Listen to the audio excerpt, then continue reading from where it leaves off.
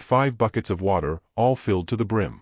Himiko was carrying 1 bucket, and Giza was carrying 4. Using a carrying stick, 1 over his back and 1 in his mouth. Giza gave Himiko a look to signal that the exercise had started, before he went up to the mountainside, and started climbing. Himiko, on the other hand, simply started going up the steep mountain path. This exercise was traditionally far more slow-paced than the sprint, but it was about as deceptively simple. All you had to climb up an entire mountain with a full bucket, and back down. Without spilling a single drop. If even the tiniest drop of water spilled, you would have to go down, go to the nearest river, fill it back up, and try again. Until either you succeeded, or Giza told her to stop. She'd failed more times than she could count. It was really one of the most frustrating forms of training Himiko had ever put herself through. But it was also extremely good in training concentration, focus, determination, and of course, discipline. It was this very training that made many others in the family quit Giza's ninja training. But not Himiko. She wanted to see this through. No matter what. Slowly making her way up the mountain, Himiko made sure each step was measured. That no ground she stepped on was uneven. Stumbling even just a bit would mean she'd have to go all the way back down the mountain. She continued going up until she found one of her first real obstacles. A small rocky wall. The path up until this point was steep, rocky, and filled with tripping hazards. But nothing that you couldn't walk through by being careful. But this wall, which was about double Himiko's height, needed to be climbed. I hate this part. Himiko slowly brought the bucket up, and grabbed the handle with her mouth, using her hands to keep it steady, and making sure she had it safely in her jaw, before finally approaching the wall.